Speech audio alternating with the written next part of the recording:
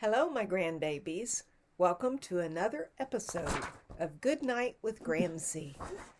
Tonight we will be reading from Mostly Magic, and we're going to read Teeny Tiny on page 298. Once upon a time, there was a teeny tiny woman who lived in a teeny tiny house in a teeny tiny village.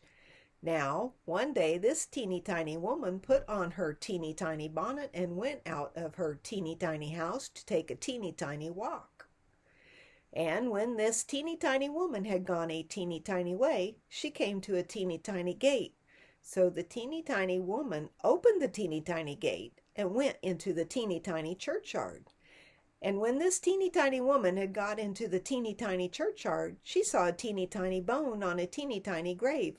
And the teeny tiny woman said to her teeny tiny self, "This teeny tiny bone will make me some teeny tiny soup for my teeny tiny supper." So the teeny tiny woman put the teeny tiny bone onto her teeny tiny pocket and went home to take her teeny tiny into her teeny tiny house. Now, when the teeny tiny woman got home to her teeny tiny house, she was a teeny tiny bit tired. So she went to her teeny tiny stairs to her teeny tiny bed and put the teeny tiny bone into the teeny tiny cupboard.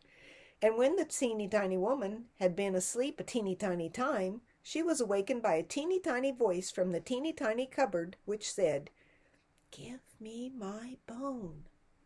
And this teeny tiny woman was teeny tiny frightened, so she hid her teeny tiny head under the teeny tiny clothes and went to sleep again.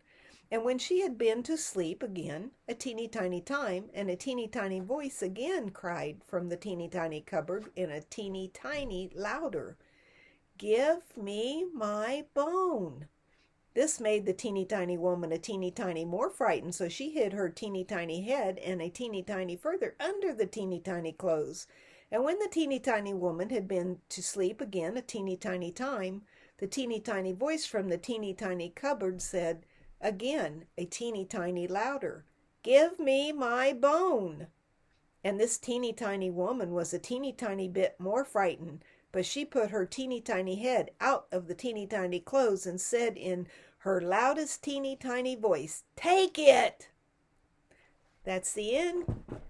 So we will see you in another episode of Good Night with Gramsci.